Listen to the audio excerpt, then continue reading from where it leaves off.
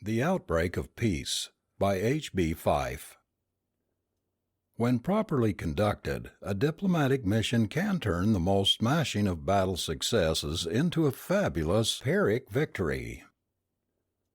It was a great pity, Space Marshal Wilbur Hennings reflected as he gazed through the one-way glass of the balcony door, that the local citizens had insisted upon decorating the square before their capital with the hulk of the first spaceship ever to have landed on Pollux 5. 150 years probably seemed impressive to them, amid the explosive spread of Terran colonies and federations. Actually, in the Marshal's opinion, it was merely long enough to reveal such symbols as more than antiquated but less than historically precious.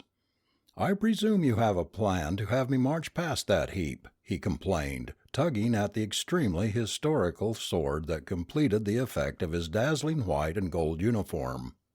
Commodore Miller, his aide, stiffened nervously. "Around to the right of it, sir," he gestured. "As you see, the local military are already keeping the route clear of onlookers. We thought it would be most impressive if your party were to descend the outer stairway from the palace balcony here, to heighten the importance of, to draw out the pomp and circumstance of opening the conference? Well, sir, and then across the square to the conference hall of the Capitol, outside which you will pause for a few gracious words to the crowd. And that will probably be my last opportunity to enjoy the morning sunlight. Oh well, it seems much too bright here in any case." The Commodore absently reached out to adjust a fold in his chief's sky-blue sash, and the Marshal as absently parried the gesture. "I shall be hardly less than half an hour crossing the square," he predicted sourly. "With the cheering throngs they have undoubtedly arranged, and the sunlight reflecting from all that imitation marble, it will be no place to collect one's thoughts." He turned back to the huge chamber constituting the office of the suite supplied him by his Polluxian hosts. The skeleton staff of men and women remaining occupied chairs and benches along only one wall, since the bulk of the delegation had been sent out to make themselves popular with the local populace. Hennings presumed the bulk of the local populace to be consisted of Polluxians, assigned to making themselves popular with his Ursan Federation delegation. His people would be listening politely to myriad reasons why the Polluxians had a natural right to occupy all the star systems from here to Castor, a dozen light years farther from Terra. No one would mention the true motive, their illogical choice in naming themselves the Twin Empire. "Well now," he said crisply, "once more over the main points of the situation. No, Commodore, not the schedule of experts that will accompany me to the table. I rely upon you to have perfected that. But have there been any unforeseen developments in the actual fighting?" A cluster of aides, mostly in uniform but including a few in discreetly elegant civilian attire, moved forward. Each one was somehow followed within arm's reach by an aide of his own, so that the advance presented overtones of a small sortie. Hennings first nodded to the first, a youngish man whose air suggested technical competence more than the assurance of great authority. The officer placed his briefcase upon the glistening surface of a large table and touched a switch on the flap. "It's as well to be sure, sir," the Commodore approved. "Our men have been unable to detect any devices, but the walls may have ears."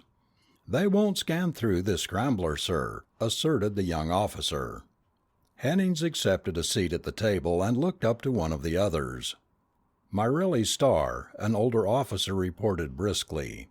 "The same situation prevails, with both sides having landed surface troops in force upon Myrelli 2, Myrelli 3, and Myrelli 5, the fourth planet being inhabited by a partly civilized, non-human race protected under the Terran Convention. Recent engagements? No, sir. Maneuvering continues, but actual encounters have declined in frequency. Casualties are modest and evenly matched. General Nilsson on Myrelli 3 continues to receive Polluxian agents seeking his defection." "I never thought to ask," murmured Hennings. Is he really a distant connection of the Pollux-Nielsen family? It is improbable, sir, but they are polite enough to accept the pretense. Of course, he rejects every offer in a very high-minded manner, and seems to be making an adequate impression of chivalry." He stepped back at Henning's nod, to be replaced by another officer. "One minor space skirmish in the Agoki system to report, sir. The admiral in command appears to have recouped after the error of 2 days ago, when that Polluxian detachment was so badly mauled. He arranged the capture of 3 of our cruisers." "Was that not a trifle rash?" demanded Hennings. "Intelligence is inclined to think not, sir. The ships were armed only with weapons listed as general knowledge items. The crews were not only trained in prisoner-of-war tactics, but also well supplied with small luxuries. The Polluxian fleet in that system is known to have been in space for several months, so a friendly effect is anticipated." Hennings considered the condensed report proffered for his perusal. He noted that the Polluxians had been quite gentlemanly about notifying Ursan headquarters of the capture and of the complete lack of casualties. He also saw that while the message was ostensibly directed to the Federation flagship, it had been beamed in such a fashion as to be conveniently intercepted by the secret Ursan Federation headquarters on Agoki 7. "That was a bit rude of them," he commented. "We have never dragged their secrets into the open." "On the other hand, sir," the Commodore suggested, "it may be an almost sophisticated method of permitting us to enjoy our superior finesse." "I am just as pleased to have the reminder," said Hennings. "It will serve to alert us all the more when we sit down with them over there." An elegant civilian, a large man with patient, drooping features, stated that nothing had occurred to change the economic situation. Another reported that unofficial channels of information were holding up as well as could be expected. A uniformed officer summarized the battle situation in 2 more star systems. "Those are positions we actually desire to hold, are they not?" Hennings asked. "Is action to be taken there?" "Plans call for local civilian riots at the height of the conference, sir." "But can we lay no groundwork sooner than that?" "Sometime in the foreseeable future, at least." "Take it up with propaganda. Blauvelt. It seems to me that the briefing mentioned an indigenous race on one of these planets."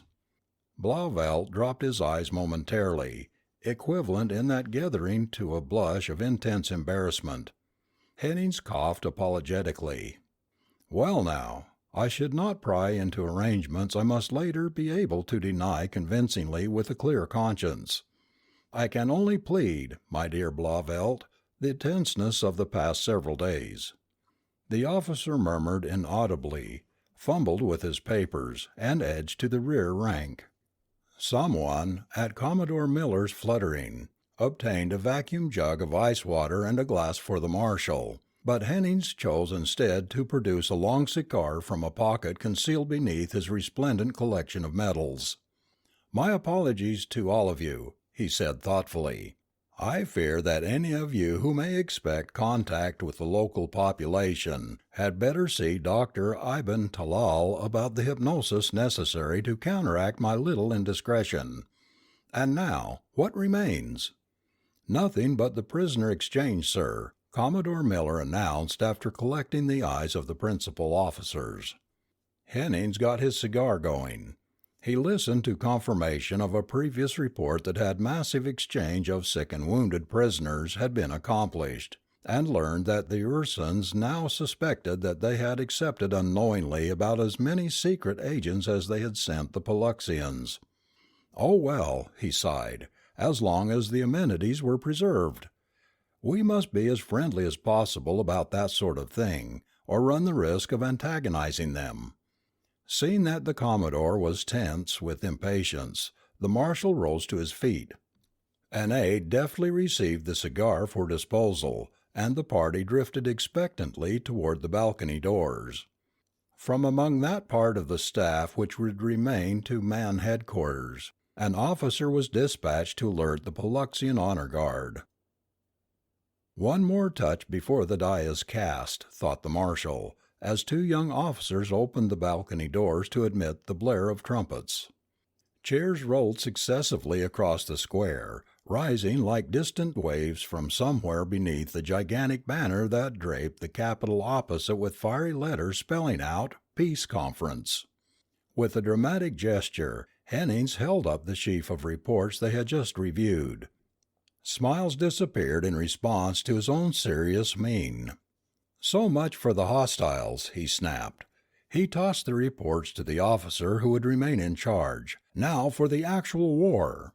Pivoting on his heel, he led them smartly out to the ornate balcony stairway that curved down into the sea of cheering Paluxians.